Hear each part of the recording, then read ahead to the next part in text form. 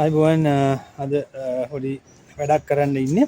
ඉතින් මේගේ බයික් එකේ සීට් එක ඉරිලා. ඉතින් කාපට් කෑල්ලක් ගෙනාවා බෙක්සින් එකක්. ඉතින් අපි මේකින් කොටසක් මේකට දාලා සීට් එක හදන්න තමයි යන්නේ. ඉතින් අපි බලමු අද කොහොමද මේ වැඩේ මම කරන්නේ කියලා. ඉතින් ඒකට අවශ්‍ය උපකරණ ටික මගේ ළඟ තියෙනවා. අපි උපකරණ ටික බලමු ඉස්සෙල්ලාම ගිහිල්ලා. අවශ්‍ය උපකරණ ටික තමයි මේක ස්ටේප්ලර් එක, මේ පින්ස් ටික තියෙනවා, කතුරක් තියෙනවා මේක කපන්න ඕන අවශ්‍ය සයිස් එකට. ඊපස්සේ ගම් එකක් අරන් තියෙනවා. ඒ වගේම දැන් සීට් එක ගලවන්න යන ටික අද කරගන්න මේ වගේ පොඩි ටූල් එකක් තියෙනවා.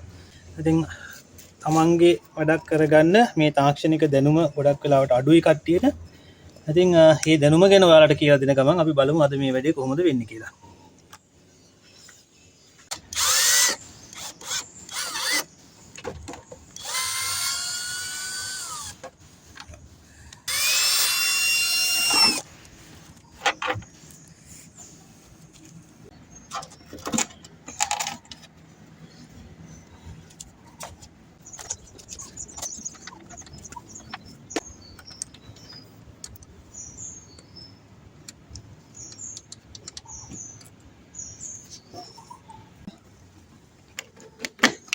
මේ පැත්තේ යණයක් තියෙනවා, ඒක දාලා නැහැ මේ. ඒකට හේතුව මෙතන පෙට්‍රල් එක ගලවන්න තියෙනවානේ. ඒ නිසා. මේ පැත්තට අපිට මේ ආකාරයට ගලවන්න ඕන. මේ පරණ කෑලි උඩට ඇවිල්ලා තියෙන කෑලි කපලා අයින් කරනවා. මොකද අපිට ඒකට ගාලුතෙන් ගම් එක ගන්න ලේසි නිසා. මොකද මම මේක කලින් තියෙන එක උඩින්ම තමයි මම අලවන්න හිතන් ඉන්නේ. මොකද අපි වෘත්තීය මට්ටමේ කුෂන් වර්කර්ස්ලා නෙමෙයිනේ. ඒක නිසා අපි අතින් අඩුපාඩු තියෙන්න පුළුවන්. ඒක නිසා මේ අඩුපාඩු, ඒ තියෙන අඩුපාඩු වගේම මේක තවත් අසාර්ථක වෙනවා මෙන්න මේ කෑලි ඉතුරු වුණාම අපිට. මේ ඉජස් ඇත්තටම හොඳට මේ සුද්ධ කරගන්න ඕන. මොකද ගම් ගෑවෙන්නේ මේ ටිකේනේ. මේ ටික ගම්මකට වඩා මේ ටිකේ නම් ගෑවෙන්නේ ඇත්තටම ස්ටේප්ලර් එකක් වදින්නේ. නමුත් අපිට ගම් වලිනුත් මේක පොඩ්ඩක් කලවන්න ඕනේ. ඒක ඒ ටික සුද්ධ කරගන්න ඕනේ.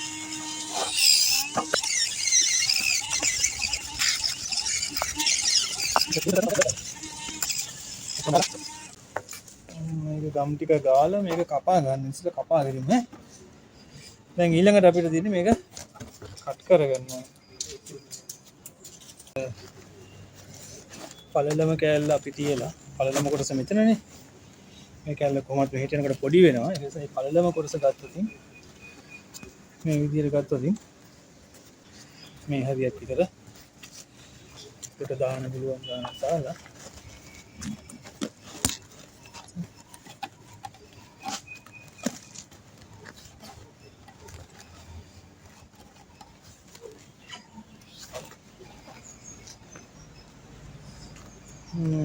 මේ හරියක් කෙනෙක් කපා ගන්න පුළුවන් අපිට. මේ ප්‍රමාණයට නවලා මේ ප්‍රමාණයට කපා ගන්න ඕනේ. හරියට කතුරක් අරගෙන මේක අල්ල ගන්න.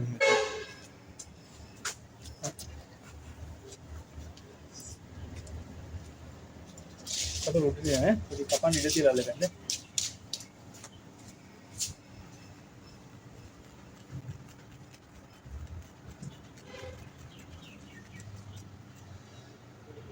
කපන්න ඉඳ තියලා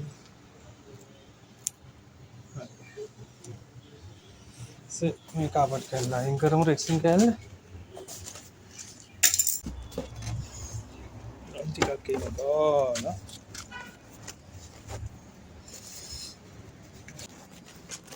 අවශ්‍ය ප්‍රමාණයට, අනවශ්‍ය විදිහට වැඩි වෙලක් නැහැ අපිට. අපි මනපු මිම්මේ ප්‍රමාණයට අපිට ඇවිත් තියෙනවා. හරි.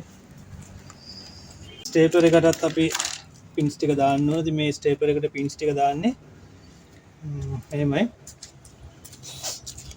මේකේ මේ ලොක් එකක් තියෙනවා. මේ ලොක් එක මෙහෙම ගස්සලා මේක මෙහෙට අදින්න ඕන.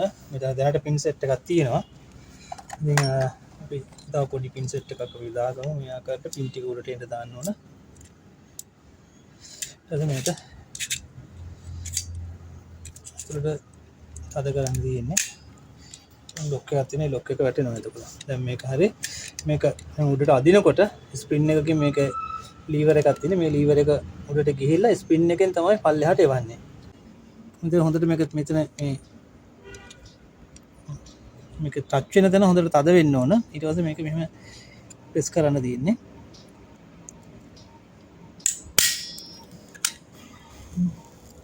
ඒ ආකාරයට තමයි ස්ටේප්ලර් එක වදින්නේ.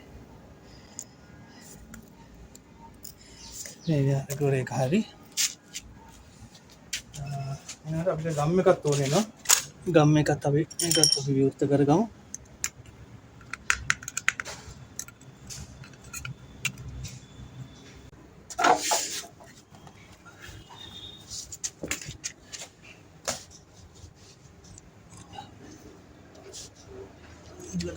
මේ ටිකේ තමයි මේක කාපට් එක යන්නේ මෙන්න මෙතන මැද මේ තියෙන මැද ලයින් එක.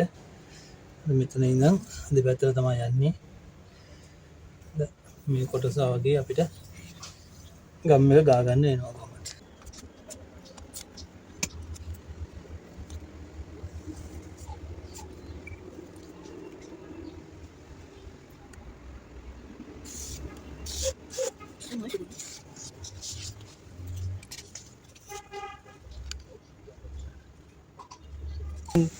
මල්ටි බෝන් ගම් එකක්. මේක බ්‍රෑන්ඩ් නේම් එක නම් ගොඩක් කට්ටිය දන්නවා. ගම් එක කලින් විතර කියන්නේ ගම් එක ශක්තිය අහු වෙන්නේ.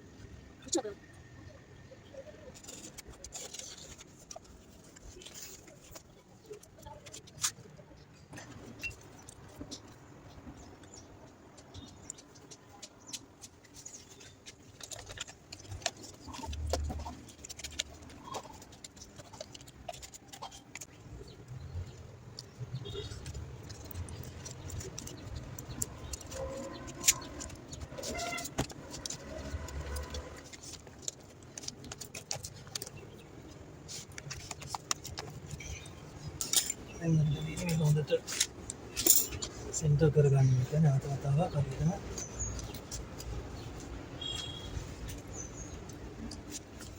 සෙන්ටර් කරගන්න.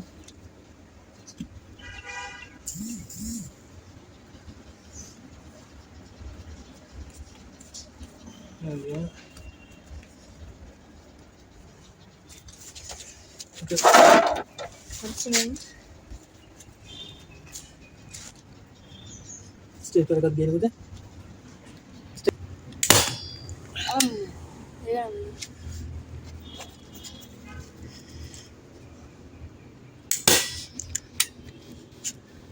මාර පවර්ෆුල් නේ.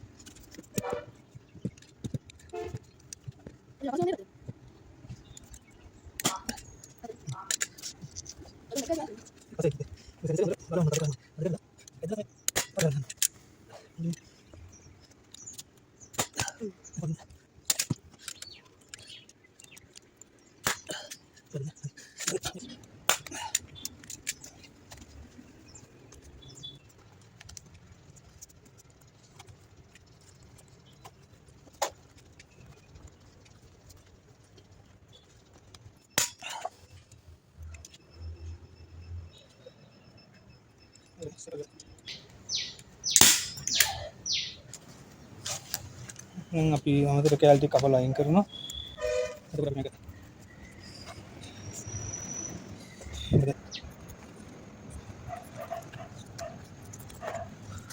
එතකොට මේ ටික ගහන්න කට. පින්න කරගෙන.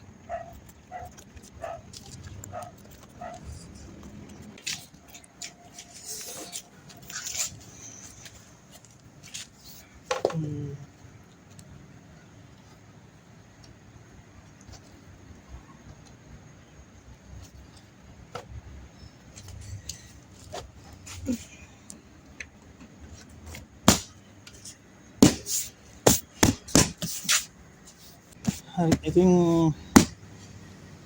එතන වැඩේ සාර්ථකයි. දැන් අපිට මේ ටික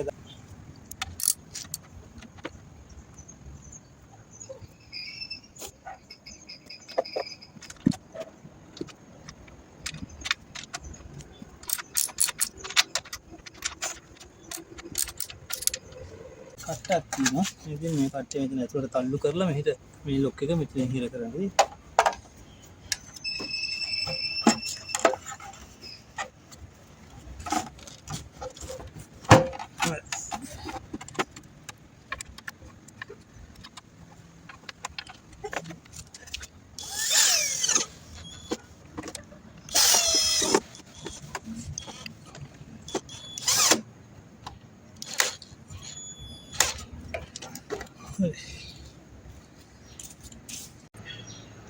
ඉතින් මේ දකින්න ඔයාලා අවසාන වශයෙන් තියෙන සීට් එක. ඉතින් මේ කොටස විතරයි සවුත් වෙලා තිබුණේ. ඉතින් සම්පූර්ණ සීට් එක කවර් දැම්මේ නැහැ.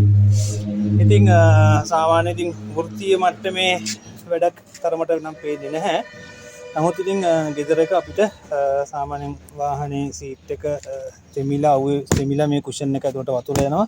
ඉතින් ඒ යන ගියාට පස්සේ සාමාන්‍යයෙන් බයිසිකලයක යනකොට ඇඳුම් ඔක්කොම තෙමිනවා. ඉතින් ඒක වළක්වා ගන්න මම හිතන්නේ මේක ඉතාමත් ප්‍රමාණවත්. මම අලුතෙන්ම මේක ගත්තා. මට මේක නැවත පාවිච්චි කරන්න පුළුවන්. ඉතින් මේක රුපියල් 1000ක් විතර වුණා.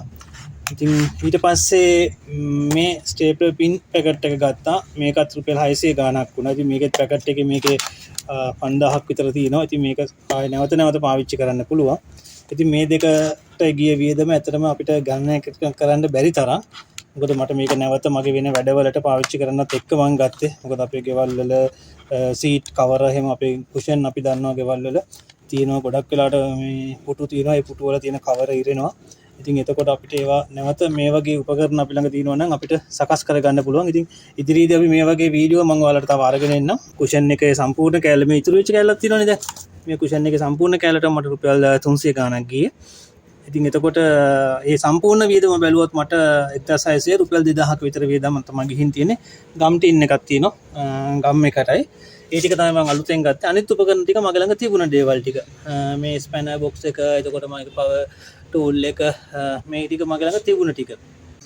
හොඳයි ඉතින් මම හිතනවා මේ වීඩියෝ එකත් ඔයාලට ප්‍රයෝජනයක් වෙන්න ඇති කියලා. ඉතින් මේ වගේ වීඩියෝස් ඔයාලට මම අරගෙන ඉන්න අපේ ගෙදර දොරේ තියෙන එදිනෙදා වැඩ අපි කොහොමද පහසුවෙන් කරන්නේ. සමහරක් වෙලාවට මේ වගේ වැඩක් කරගන්න අපි රස්තිය ආද වෙනවා අපිට මේ වැඩේ කරගන්න ගියාම. මොකද මේ වගේ වැඩ ගොඩක් මට වෙලා තියෙන්නේ. මේ වැඩේ පොඩි නිසා කෙනෙක් මේ වැඩේට බාර ගන්න කැමති නැහැ. ඉතින් ඒ වුණාට එයාලට මේක පොඩි වැඩක් වුණාට මේක අපිට ලොකු වැඩක්. ඉතින් මුදලක් ගෙවලා අපි මේ වැඩේ කරගන්නේ.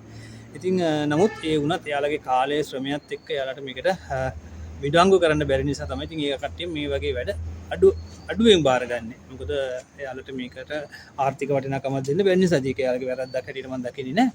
නමුත් මගේ අත්දැකීම මම ඔයාලත් එක්ක බෙදාගත්තා. ඉතින් මේ වැඩේ මට කරනකොට මට උදව් කරා මේ අපේ පුතා මගේ පණ ඉන්නේ මෙයා. ඉතින් මෙයාත් පොඩි වැඩ කැලි ටිකක් කරනවා. අපි එයාගේ ඒ වැඩ කැලලත් අපි බලමු. එන්න පුතාට මෙතන. ඉතින් ඔයාලට පුළුවන් මෙයාගෙත් ඒ වීඩියෝස් වලට සහයෝගයක් දෙන්න. අපි බලමු දැන් එයා මොකද්ද ඔයාලා වීඩියෝ එක ඉදිරිපත් කරන්න කියලා.